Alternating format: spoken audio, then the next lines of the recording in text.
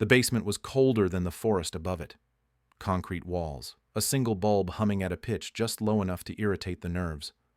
Lieutenant Colonel Marcus Hale checked his watch for the third time in 90 seconds, then stopped himself, annoyed by the habit. He preferred systems, not reflexes. 0407 hours. The map on the table showed Bastogne as a clean geometry problem, roads converging like spokes, elevation lines stacked neatly, supply routes drawn in confident pencil strokes. It was a model that assumed time behaved. Hale adjusted his gloves, then reached for the clipboard. He ran the checklist again. Fuel allocations verified, artillery tables synchronized, fallback schedules cross-indexed, redundancy confirmed. Preparation was not a ritual to him. It was doctrine. It was ethics. It was how you respected the men who would execute your calculations with their bodies. He paused at the last line. Communications latency margin, acceptable. He frowned, not because it was wrong, but because it was vague. Acceptable was not a number.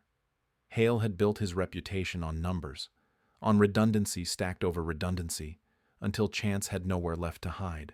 Outside, the wind scraped across the Ardennes like a blade.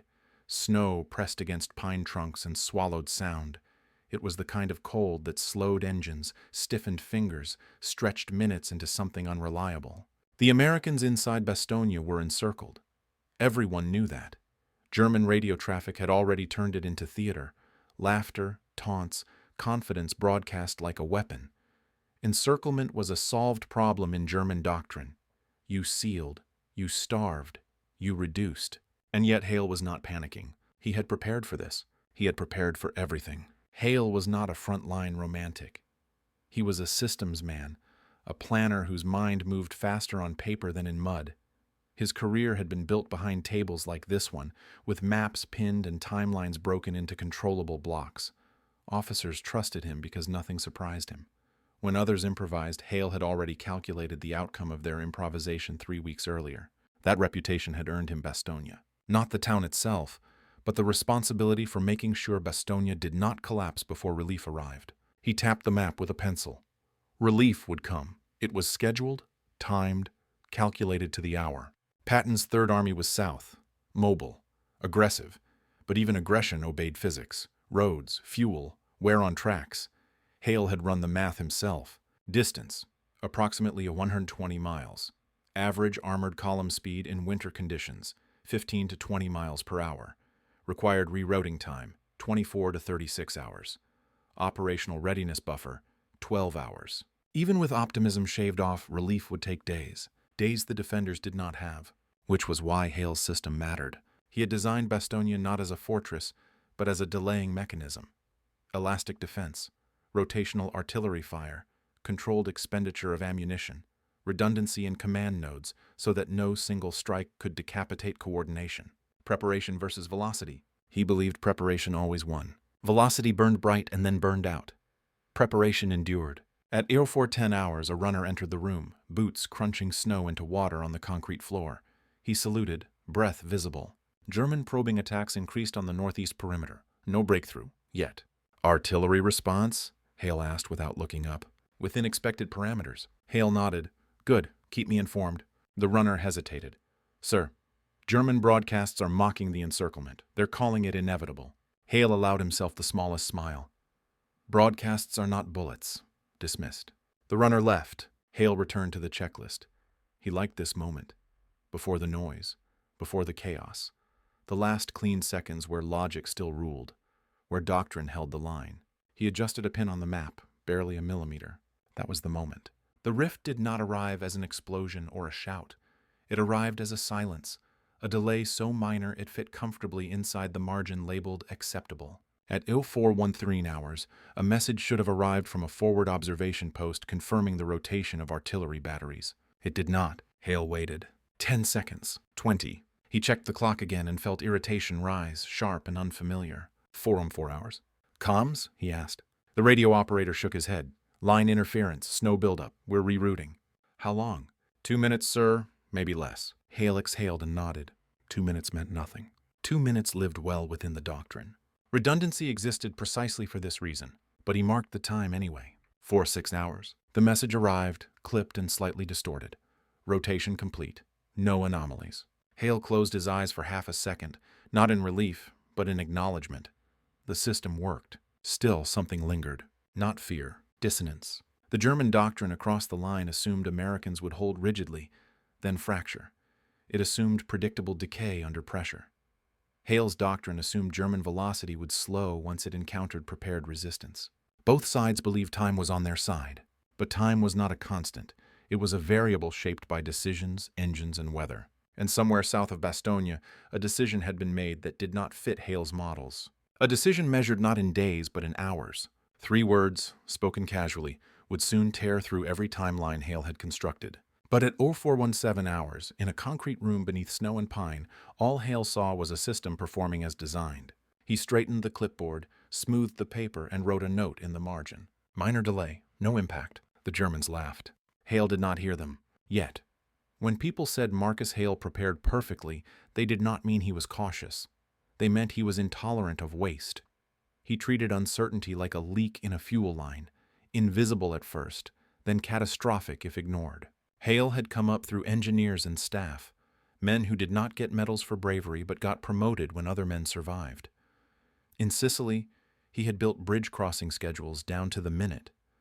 In Normandy, he had mapped artillery repositioning routes that kept guns firing without ever clustering long enough to invite counter-battery. In Lorraine, he had designed redundancy in supply depots, split caches, staggered deliveries, alternate railheads, so that one German strike could not starve an entire corps. He hated the word luck. Luck was what officers used when they did not want to admit the math was wrong. In late December 1944, the math looked clean. Bastogne was not important because of its buildings. Bastogne was important because of its roads. 7 major routes cut through it. In the Ardennes, that meant leverage. Whoever controlled Bastogne controlled movement. Fuel trucks, artillery tractors, ambulances, German panzers trying to surge west like a blade. The German offensive had done what doctrine demanded, hit where Allied doctrine assumed weather and terrain would prevent it. Forest, snow, limited visibility, narrow roads.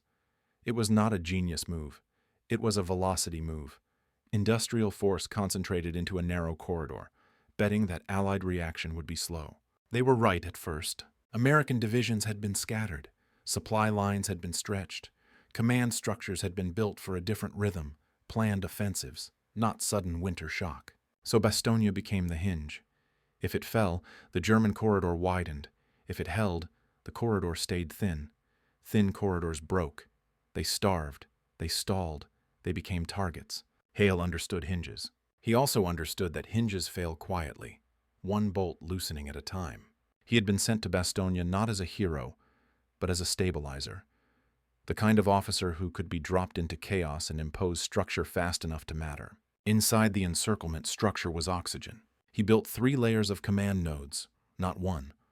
A forward command post, a fallback command post, and a reserve node, each with separate radio sets, separate code books, separate runners trained to move by different routes. If a shell took one, the others continued. He built a schedule for artillery that treated barrels like consumables. Fire, reposition, cool, fire again. Never stay long. Never fire from the same grid twice if you could avoid it. Doctrine as motion. Controlled, planned motion. He allocated ammunition like a banker in a collapsing market. Not because he was stingy, but because he knew velocity would tempt commanders into panic spending. A German probe hit. A battalion commander demanded a barrage. Hale would ask one question. What is the next hour's requirement? If you emptied the bank in the first 10 minutes, you bought silence later. Redundancy, doctrine, timeline. Those were his words, his tools. The men in the foxholes did not care about his language. They cared about the results. And the results for the first days were strong. German infantry pressed. American lines bent, but held. Every time the Germans tried to cut a road, Hale's schedules shifted forces along the spokes, moving reserves to the right place just before pressure peaked. It felt like prediction. It was not prediction. It was preparation built into a timeline. The Germans noticed. Their radio chatter, intercepted and translated, shifted from mockery to irritation. Bastogne was supposed to be a quick reduction, a sealed pocket crushed by time. Instead, it became a slow grind that consumed fuel, ammunition, and most importantly, tempo. Tempo was the real currency of the Ardennes. Hale knew that. He also knew his own side was bleeding tempo. Because outside the pocket, the Allied system had been built for hours, not minutes. Orders traveled up and down chains. Requests moved through staff. Decisions were cross-checked, confirmed, approved. That was how a large industrial army prevented chaos. It was also how it lost speed at the worst moment. That was why Hale's job was not just to manage Bastogne's defense, but to synchronize it with relief. Relief was not a hope. Relief was a schedule. South of Bastogne, Third Army existed like a loaded spring. Patton had the reputation of a man who could throw metal faster than others could process paperwork. But even Patton had to obey supply realities. Trucks did not teleport. Tanks did not fly. Roads were not infinite.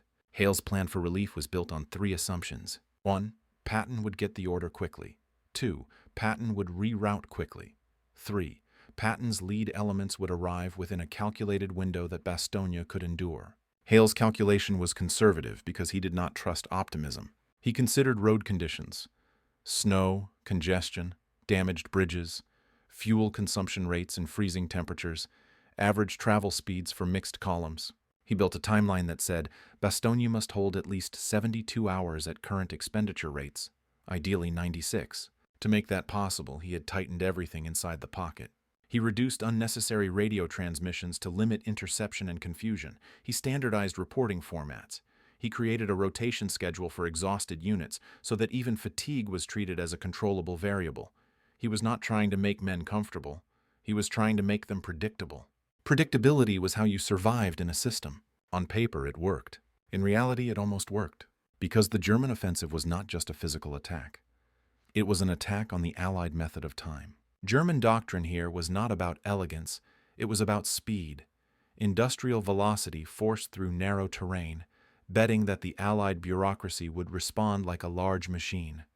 Accurate, powerful, and slow. Hale believed his preparation could neutralize that bet. He did not believe in miracles. Then, late on December 23rd, a courier arrived with a scrap of information, half rumor and half fact. The kind of message Hale usually discarded unless verified. Patton is turning north. Hale read it twice. He looked up at the wall map, at the distance, at the route options. He felt the old comfort return. Numbers, roads, physics. Turning north was not enough. Turning north and arriving mattered. The next message came hours later, more solid in clearer language. Third Army will attack toward Bastogne. Hale nodded, almost satisfied. That was the doctrine he expected. A planned counterstroke, a deliberate shift, executed with staff precision. Then came the detail that did not fit. Attack begins tomorrow. Tomorrow. Not in 2 days, not after full resupply, not once roads are cleared. Tomorrow. Hale stared at the word as if it were a typo. He checked the date. He checked the time. He checked his own previous calculations. The math did not change. The distance did not shrink. The snow did not melt. And yet the timeline had been rewritten. Hale's system was built to hold for days. The relief system was suddenly moving in hours. Preparation versus velocity. Doctrine versus adaptation. Hours versus minutes. Hale felt the first true pressure, not from the Germans outside the perimeter, but from the realization that his own side had entered a different rhythm without telling him. If Patton moved too fast, the relief attempt could fail. Columns could outrun fuel. Units could become isolated. A rapid thrust through winter roads could become a disaster. If Patton moved too slow, Bastogne would die. Hale looked down at his checklists, his redundancy charts, his neat allocation tables. They were perfect. And suddenly, perfection felt fragile. Marcus Hale trusted calculations because calculations did not lie. People did. Weather did. Commanders did. But math, properly constrained, told the truth even when the truth was inconvenient. That morning, Hale rebuilt the relief timeline from scratch. Not because he doubted his earlier work, but because the conditions had changed. Patton turning north was not an adjustment inside the system. It was a system change. He cleared the table, removed pins, and redrew the problem. Distance from Third Army's forward elements to Bastogne, approximately 120 miles depending on route selection.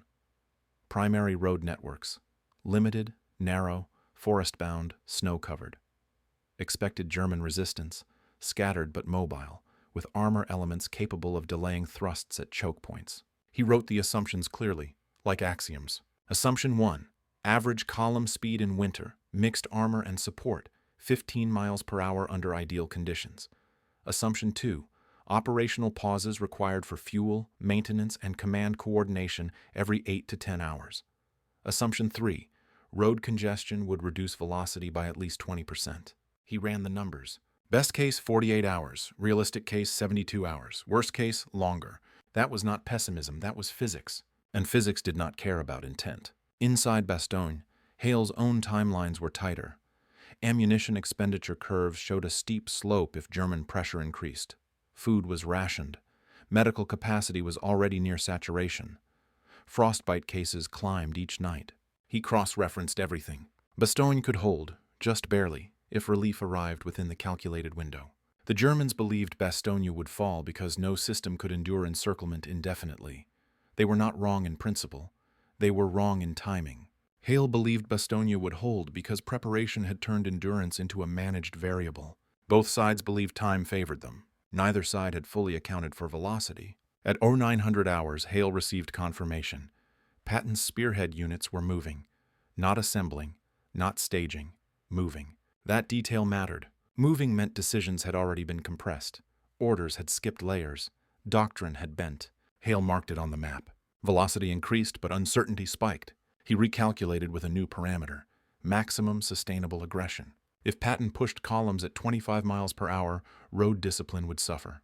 Vehicles would bunch, fuel trucks would lag, flanks would thin, German delaying units would gain leverage. Velocity could beat preparation, but only briefly. Hale's doctrine said, let the enemy move fast, then break them when they overextend. But here, the enemy was not German. The enemy was time itself. At 10:15 hours, German artillery intensified on the western perimeter. Not decisive, not overwhelming, but persistent. Harassment fire designed to drain attention, drain reserves, drain patience. Hale recognized it immediately. They are buying hours. German doctrine was shifting too. Their command had realized Bastogne was not collapsing on schedule, so they adjusted, not by brute force, but by attrition of tempo. If they could delay relief by even 12 hours, Bastogne might starve. Hale responded by tightening his own system. He issued an order: artillery fire only on confirmed concentrations. No speculative barrages, no emotional responses. Preserve ammunition, preserve timeline. Some field commanders protested. Men were under pressure. Morale was brittle. Hale did not argue. He explained. Every shell fired now is a shell not fired later. Later matters more. That was how a systems officer spoke. At 1300 hours, another message arrived from outside the pocket. Patton's advance elements had encountered resistance, but were bypassing it rather than clearing it. Bypassing resistance violated Hale's preferred doctrine. You clear your flanks, you secure your rear, you do not outrun your logistics. Bypassing was faster. Hale felt the internal conflict sharpen. Preparation told him this was dangerous. Velocity told him this was necessary. He recalculated again. If Patton ignored flank threats and drove straight, arrival time could drop dramatically, perhaps to 36 hours, maybe less. But the cost would be chaos. Disrupted supply lines, isolated units, risk of counter-encirclement. Hale wrote a note in the margin of the map. Increased velocity trades future stability for immediate effect. That was not a condemnation. It was an observation. At 1500 hours, German radio chatter shifted again. Less laughter, more urgency, reports of American armor moving faster than expected, confusion about direction. The Germans had assumed Allied doctrine would enforce caution, that it would protect itself from risk. It was not. Hale realized then that both systems were breaking their own rules. The Germans had bet on Allied slowness and were now scrambling to respond to speed they had not planned for. The Americans were abandoning doctrinal safeguards to gain time they could not afford to lose. Both sides were improvising. Improvisation was dangerous, but it was also decisive. Inside Bastogne, Hale's system still functioned. Redundancy still held. Command nodes still communicated. Artillery still rotated. Nothing was collapsing. And yet Hale felt increasingly irrelevant. His timelines were being overtaken by events he had not scheduled. At 1830 hours, the temperature dropped further. Engines struggled. Radios crackled with static. Communication delays lengthened. A runner arrived with a report. One of the alternate communication lines had failed. Ice buildup. No redundancy failure yet. Primary line still active. Hale acknowledged it, logged it, moved on. One failure meant nothing. That was the point of redundancy. He did not know that this failure aligned with others, small, independent, individually harmless, across the system. A fuel truck delayed here. A bridge crossing slowed there. A radio message garbled by snow. Each one lived comfortably inside acceptable margins, until margins overlapped. At 2100 hours, Hale stood alone over the map. The room was quiet except for the hum of the bulb and distant artillery thumps, muted by snow. He traced Patton's projected route with his finger. Too fast, he thought. Then he corrected himself. Fast enough. The difference between those phrases was where wars were won or lost. Hale believed in preparation because preparation reduced surprise. What he was watching now was surprise generated deliberately, velocity weaponized against expectation. The Germans had laughed at Bastogne because encirclement fit their doctrine. They had not prepared for a relief attempt measured in minutes rather than hours. Neither had Hale. And somewhere south of the forest, Patton had already spoken the words that made Hale's calculations obsolete. Hale did not know them yet. He only felt their impact, like pressure before a storm. The first failure did not announce itself. It never does. It arrived disguised as confirmation. At 1:20 hours, Hale received a routine status report from the northern perimeter. German pressure steady. No breach. Ammunition expenditure within projections.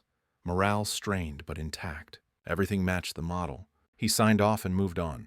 10 minutes later, the radio operator cleared his throat.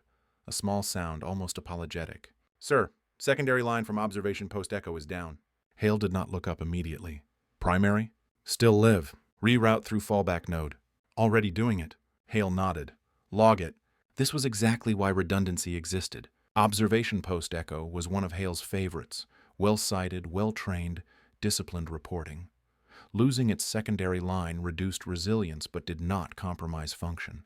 In the hierarchy of threats, it barely registered. Hale marked it with a small pencil dot. Minor. Outside, German artillery shifted pattern slightly, less random, more probing. Hale recognized the intent. They were feeling for response time, for fatigue, for rhythm. He did not change anything. At 02:05 hours, another report came in, this time from the motor pool. 2 trucks immobilized. Fuel gelled in the cold despite additives. Mechanics working the issue. "How many operational vehicles remaining?" Hale asked. "Enough, sir." Enough was not a number, but Hale allowed it. The pool had buffers. He had built them himself. Redundancy. At 02:40 hours, a runner arrived with a note from a battalion commander, requesting permission to preemptively reposition a reserve company to counter a suspected German buildup. Hale read it twice. Suspected was the key word. He denied the request calmly with explanation. "Hold position, no confirmation, preserve flexibility. Doctrine said you did not spend reserves on shadows." The commander complied. At 03:10 hours, the primary communication line to observation post Echo crackled, then stabilized. The operator frowned. "Signal quality degraded." "How degraded?" Hale asked. "Usable for now." Hale nodded. Noted. 3 small issues. None of them serious, none of them unexpected. Each one sat comfortably inside the margins Hale had defined. This was how systems failed, not with catastrophe, but with accumulation. At 03:30 hours, Hale finally sat down, shoulders tight. He allowed himself 1 minute to breathe, to think. He reviewed the external situation. Patton's advance continued. Reports suggested lead elements were moving far faster than Hale's conservative estimates, bypassing resistance, forcing crossings, accepting risk. Velocity had become policy. Inside Bastogne, German pressure remained contained. Hale's defense was still working, which meant the danger was not at the perimeter. It was inside the timeline. At 0400 hours, Hale was interrupted by a transmission that did not follow standard format. Short, abrupt. German armor cited repositioning west of town. Numbers unclear. "Source?" Hale asked. "Observation post Echo." Hale looked up sharply. "Echo? Through which channel?" "Primary." Hale felt a flicker of irritation. "Why wasn't this reported through fallback if quality is degraded?" A pause. "Fallback relay is delayed, sir." "How delayed?" "Unclear." Hale stood. He crossed to the radio table, leaned in. The operator's hands were steady, but his jaw was tight. "Repeat the last message," Hale said. The operator did. "German armor, repositioning, west of town." No grid coordinates, no strength estimate, no timestamp. It violated every reporting standard Hale enforced. "Ask for clarification," Hale said. The operator transmitted. Seconds passed. No reply. Hale checked the clock. 04:03 hours. He felt the first true crack. Not fear, but misalignment. The system had produced an output that did not meet its own rules. Still, redundancy existed. He turned to a staff officer. "Cross-check with adjacent observation posts." The officer moved. At 04:10 hours, reports came back. No confirmation. Some movement, maybe. Snow reduced visibility. Hale exhaled. Fog of war, normal. But Echo remained silent. 047 hours. Hale made a decision that would later be questioned. He downgraded the report. Unconfirmed. Maintain posture. No reallocation yet. He did this because doctrine said you did not chase incomplete data. You did not destabilize a system for a single anomaly. He did this because redundancy told him that if the threat was real, it would appear again through another channel. What he did not know was that the redundancy chain had begun to overlap with the failure chain. The fallback node responsible for Echo's reroute was handling additional traffic because another post had lost its primary line. Bandwidth was strained, delays compounded. No single failure was fatal. Together, they slowed the system just enough. At 0500 hours, German artillery surged briefly on the western edge. Not a breakthrough attempt, more like a curtain. Hale watched the pattern. His mind ran through possibilities. Feint, pressure, masking movement. He requested updated reports. They came in unevenly. By 0530 hours, Hale realized he was working with data that was no longer synchronized. Timestamps varied. Reports described events that might already be over. The system was still functioning, but its rhythm was off. Velocity outside the pocket was increasing. Velocity inside the pocket was degrading.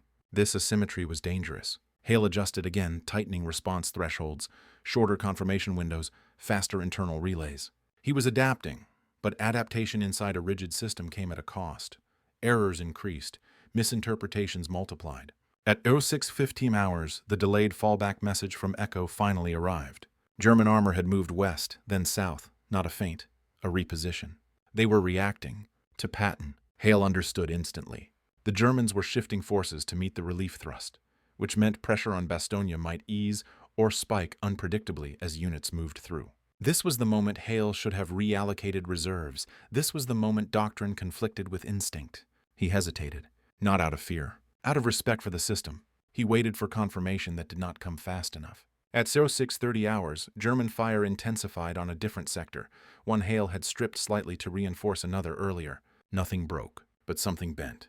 The crack widened. Hale stood in the cold room listening to the radio hiss between transmissions and realized something had changed. Not the situation, the tempo. He was no longer ahead of events. He was following them.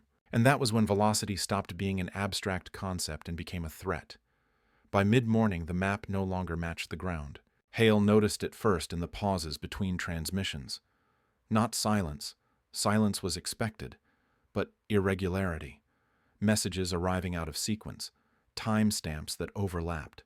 Reports that described movement already contradicted by newer observations. The system had not collapsed. It had desynchronized. That was worse. At 0902 hours, a staff officer brought updated intercepts. German units were shifting again, piecemeal, hurried, without the clean coordination Hale associated with German doctrine. Armor units detached from infantry, artillery repositioned without full reconnaissance. They were reacting, not executing. "They're breaking their own playbook," the officer said. "So are we," Hale replied. Outside Bastogne, Patton's columns were no longer moving like an army. They were moving like a thrown object. Speed reports varied wildly. Some lead elements had covered distances Hale believed impossible in the conditions. Others lagged far behind, stretched thin along snow-choked roads. Logistics units improvised routes, bypassed staging areas, skipped rest cycles. Velocity had eaten doctrine. Inside the pocket, Hale felt the consequences immediately. Units reported German pressure easing in one sector, spiking in another. The Germans were no longer trying to reduce Bastogne methodically. They were trying to survive the next 24 hours. That changed everything. Encirclement doctrine assumed patience. Starvation required time. Reduction required control. Patton was stealing time. At 0940 hours, Hale received a request from the western perimeter. Permission to pursue withdrawing German elements with limited force. Hale denied it. "Do not chase. Hold." "Sir, they're pulling back." "Yes," Hale said, "and that makes them dangerous." Doctrine said a withdrawing enemy was still an enemy. You did not expose yourself for symbolic gains. But doctrine assumed timelines were stable. They were not. At 10:15 hours, German artillery fell silent for nearly 3 minutes. 3 minutes. Hale stared at the clock. This was the time dead he had always feared, not violent, not loud, just absence. Silence where activity should be. "What are they doing?" someone asked. Hale did not answer. He knew the options: repositioning, conserving ammunition, masking movement, or waiting. Waiting was dangerous when the enemy controlled the clock. At 10:18 hours, artillery resumed, but lighter, more dispersed, not preparatory fire, cover fire. "They're disengaging," a staff officer said. "Selective disengagement," Hale corrected. German doctrine was fracturing under pressure. Units were peeling off to face Patton's thrust. That meant Bastogne's encirclement was weakening, which should have been good news. Instead, it created a new problem. Hale's defense had been optimized for steady pressure, not chaos. He had designed a system that absorbed predictable force efficiently. What he was facing now was volatility. At 10:45 hours, the first real failure occurred. Not dramatic, not final. A reserve unit, repositioning along a planned route, encountered unexpected German fire. Not heavy, just enough to stall movement. The unit requested updated instructions. Hale gave them, based on a map that was already 5 minutes out of date. They moved into a pocket that no longer existed. Casualties were light, but the unit was delayed, and delay mattered now more than strength. Velocity punished hesitation. At 11:10 hours, reports arrived that Patton's forward armor had bypassed yet another German blocking position without engaging. They were driving through gaps faster than German command could respond. Hale ran the numbers again. If Patton continued at this pace, relief could arrive in under 24 hours. That was impossible, and yet it was happening.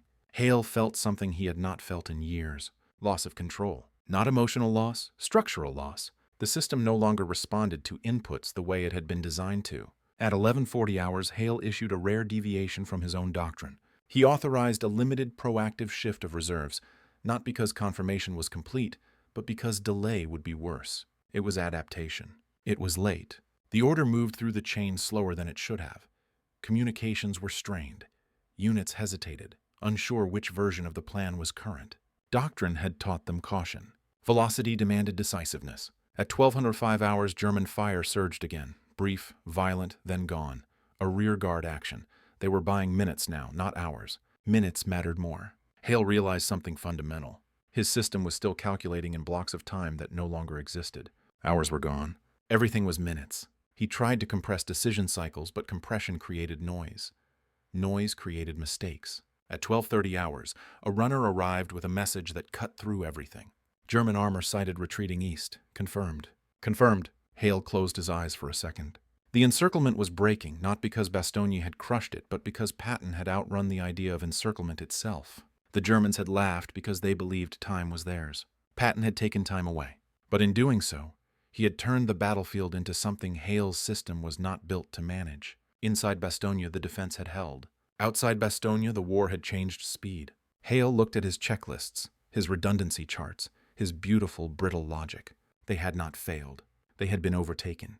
And now he was running, mentally, structurally, behind events. The enemy was no longer pressure. The enemy was velocity. And velocity did not wait for permission. The moment of failure did not come with screaming. It came with waiting. At 16:28 hours, the radio room in Hale's basement went quiet. Not fully silent, but hollow. The operators stopped speaking. The staff officers stopped moving. Even the runner by the door held his breath, as if motion might disturb whatever fragile signal still connected them to the outside world. Hale stared at the clock. He knew this minute mattered. He did not know why yet. Messages from the south had been accelerating all day. Patton's lead elements were reported within striking distance, close enough that relief was no longer a theory, but a probability. The Germans, desperate, were throwing thin lines across the roads to slow a force that did not pause to clear them. Velocity versus friction. Bastogne was the friction point. Hale had pushed his own system to match that speed.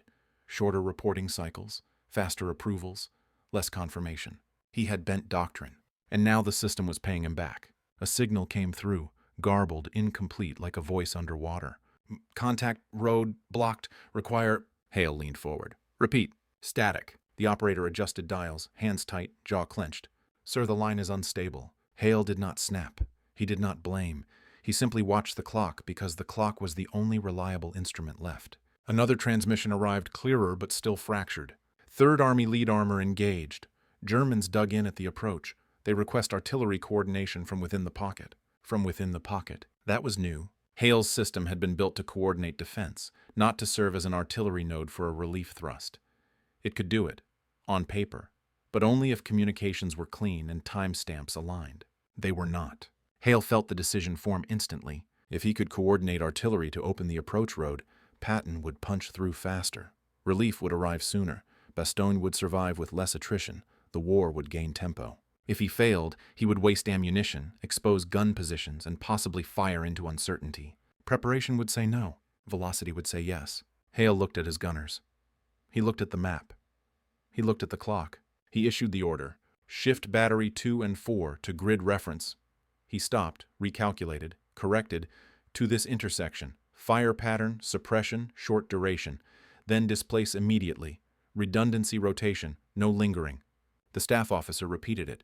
The radio operator transmitted. The artillery liaison wrote it down. The system moved. And then it paused. Because the grid reference Hale gave depended on an observation post whose reports had been delayed all day. Because the relay line that should have confirmed German positions had degraded. Because the fallback node was overloaded. Because one small crack from earlier had widened into a structural fracture. At 1634 hours, Hale waited for confirmation from observation post Echo. He did not receive it. He waited anyway. 10 seconds. 20. 30. The room tightened. Someone whispered, "Sir." Hale raised a hand, not a gesture of authority, of discipline. Wait. This was the dead time. Not cinematic violence. Not heroism. Just the unbearable pause where the brain tries to fill the gap with worst-case outcomes. The clock moved. The radio hissed. Hale felt something cold in his chest, not fear, recognition. He had issued an order based on a timeline assumption that no longer held. He had assumed the system could still deliver truth fast enough. Velocity had stolen that ability. At 1637 hours, the guns fired. Not because Hale confirmed. Because in war, orders propagate even when certainty does not. The sound was distant. Thumps rolling through snow, a rhythmic pulse that should have felt like control. Instead, it felt like commitment without knowledge. Then came a short, sharp message. Rounds landing off-grid. Correction required. Germans repositioned. Off-grid. Hale's stomach tightened. How far off? The operator asked. The response came late. Approximately 300 yards. Danger close to friendly advance. Hale went still. 300 yards was not a small error at this scale. In open terrain, it might be survivable. In winter roads with lead armor pushing fast, it was a threat. Hale snapped into action. Ceasefire immediate. The order transmitted. And again the dead time. Ceasefire should take seconds. It took longer. Because the relay line stuttered. Because the guns were already executing a pre-planned sequence. Because the correction arrived late. Because the war was moving faster than the system. At 1639 hours, silence. Not relief. A different kind of silence. After an action you cannot rewind. A report came in from the south, brief, clinical. Patton's spearhead halted. Friendly damage. Minimal but significant. Command furious. They demand explanation for faulty fire coordination. Hale stared at the paper. Minimal but significant. Those words were worse than casualties. They meant loss of tempo. Loss of trust. Delay. The relief thrust had been slowed not by German bullets, but by a breakdown in coordination, the kind of breakdown Hale's entire career had been built to prevent. He had calculated redundancies to prevent single-point failure. He had built doctrine to avoid impulsive actions. And yet, when velocity demanded speed, he had been forced to act without full confirmation. The failure was not moral. It was structural. It was the moment preparation and doctrine, designed for stability, collided with a battlefield moving in minutes. Hale asked for a full comms log. He reviewed timestamps. The crack became visible. Echo's original observation had arrived late. The grid reference was outdated. The correction was delayed. The ceasefire command lagged. Each delay was within acceptable margin. Together they created a chain reaction. It was not one mistake. It was a cascade. Hale looked up at the clock again. 17 minutes had passed since the first garbled transmission. 17 minutes that had changed the relief effort's rhythm. Outside, German artillery resumed. Lighter now, almost indifferent. The Germans did not need to crush Bastogne anymore. They only needed to slow Patton. And now, accidentally, the Americans had slowed themselves. Hale stood in the cramped room surrounded by maps and checklists and felt the weight of something heavy and impersonal settle over him. The system was going to need someone to blame, and the easiest target would be the man whose job was to make the system perfect. The investigation began before the snow finished settling. That was how Hale knew the consequences would not stay local. Within hours of the stalled relief, messages arrived from higher headquarters, measured, neutral, already distant. Requests for logs, requests for timestamps, requests for chain-of-command clarification, not accusations. Yet, above Bastogne, the war had already moved on. Patton's thrust resumed, slower now but still aggressive. The Germans continued to fall back, trading space for time. Bastogne would be relieved. Of that, there was no longer doubt. But the relief would arrive altered. Slower, cautious, watched. Hale saw the shift immediately in the tone of external communications. Where urgency had driven decisions hours earlier, restraint now crept back in. The system, having been burned, recoiled. Velocity had been tolerated only until it caused internal friction. Now doctrine was reasserting itself. At the strategic level, Bastogne became a case study even before it became a success. Analysts framed it as proof of American resilience, German miscalculation, Patton's audacity. The narrative was clean, heroic, easy to digest. Inside staff rooms, the language was colder. Coordination failure. Timeline compression beyond system tolerance. Uncontrolled adaptation. Those phrases appeared in memoranda that never reached the front lines. Hale was not invited to comment on the strategic picture. He was invited to explain his decisions. And explanations, unlike artillery, had no suppressive effect. A senior staff officer arrived 2 days after relief. He was polite. He was precise. He had already read the reports. "Colonel Hale," he said, "help us understand why established fire coordination doctrine was bypassed." Hale answered without defensiveness. "It wasn't bypassed, it was compressed." The officer nodded. "Compressed beyond verification." "Yes." "Why?" Hale did not hesitate. "Because the battlefield was no longer operating on doctrinal time. We were no longer fighting in hours." The officer wrote that down. "Who authorized that shift?" "I did." That was true. It was also incomplete. Because Hale had not changed the system alone. The system had been forced to change by external velocity, by Patton's movement, by German reaction, by industrial speed colliding with bureaucratic rhythm. But systems do not accept shared blame. They assign responsibility. In the weeks that followed, Bastogne was celebrated. Headlines spoke of endurance, of surrounded Americans holding out against overwhelming odds, of Patton's genius. Hale read those accounts with a sense of detachment. None of them mentioned timelines. None of them mentioned redundancy. None of them mentioned the 17 minutes where nothing happened and everything changed. In closed briefings, the lesson hardened. Velocity was powerful, but dangerous. Adaptation was necessary, but destabilizing. Doctrine existed for a reason. The institutional conclusion was not that doctrine had failed to adapt fast enough. It was that adaptation had been allowed to go too far. The system corrected itself the way systems always do, by narrowing tolerance. New rules were drafted. Fire coordination required stricter confirmation. Communication redundancies were expanded but also gated. Authority to compress timelines was centralized. Preparation reasserted primacy. Hale watched this with professional clarity. The Army was not wrong, but it was incomplete. At the tactical level, soldiers learned a different lesson. They learned that speed saved them, that Patton's refusal to wait had broken the German plan, that hesitation killed. At the strategic level, planners learned that speed had to be controlled, or it would break the machine. At the philosophical level, the one rarely written down, the war revealed something older. Industrial warfare was no longer about strength alone. It was about synchronization. The Germans had lost Bastogne not because they lacked power, but because their doctrine assumed time would behave. The Americans had nearly compromised their relief not because they lacked preparation, but because preparation had been designed for a slower world. Velocity was becoming a weapon in its own right, and weapons once introduced demanded countermeasures. Hale was reassigned before the final reports were completed, not demoted, not publicly censured, simply moved, quietly, efficiently, away from positions where compressed decision cycles could recur. It was not punishment. It was containment. His reputation for preparation remained intact. His record showed competence, even brilliance under pressure. But an invisible note followed his name. Reliable in stable systems. Risk factor in high-velocity environments. Hale understood. He had served a system that valued control. When the system lost control, it sought stability, not truth.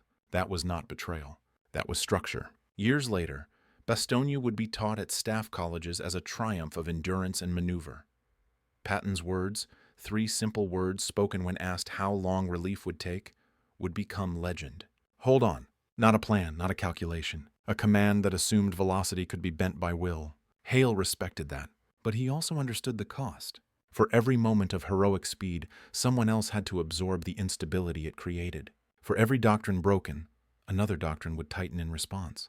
That was the cycle. From a man to a tactic, from a tactic to a strategy, from a strategy to a philosophy, and from a philosophy back to a system, slower, safer, and already preparing for the last war again. Hale looked back once briefly before moving on. He did not regret his decision. He regretted that the system could only learn by sacrificing someone who understood it. The hearing room was warmer than the basement at Bastogne, and that detail unsettled Hale more than the questions. Warmth suggested comfort. Comfort suggested distance from consequence. The officers across the table wore the same uniforms he did, the same insignia polished to the same dull shine. There was no hostility in their faces. There did not need to be. Systems did not require anger to function. They required alignment. The record was read aloud carefully. Timeline of communications, fire coordination request, verification delay, ceasefire latency, resulting disruption to relief tempo. No adjectives, no drama, just sequence. Hale listened, hands folded, posture straight. He corrected a timestamp once. He clarified a relay path twice. He did not argue conclusions. Arguments belonged to politics. This was accounting. When asked why he authorized compressed coordination without full confirmation, Hale answered the same way he always had. Because the battlefield had shifted to a velocity regime our doctrine was not designed to handle. A pause followed. Not disagreement. Processing. A senior officer leaned forward. "Colonel, are you suggesting doctrine is obsolete?" Hale shook his head. "No. I'm suggesting doctrine assumes a clock speed. That day the clock sped up." Another pause. That was the moment Hale understood the outcome. Systems did not like clocks they could not regulate. The findings were delivered without ceremony. No court-martial, no public reprimand, no medals. A formal note of responsibility. A reassignment away from operational synchronization roles. A recommendation for advisory positions focused on planning, analysis, preparation. Where he excelled. Hale accepted it. That acceptance, too, was part of the system. Outside the room, winter light slanted across the corridor. Somewhere far away, guns still fired. Somewhere else, men still moved faster than plans. Bastogne entered history as a triumph. The narrative crystallized quickly, as narratives always did. Encircled Americans, German arrogance, Patton speed, relief against the odds. The laughter of German radio operators became a footnote.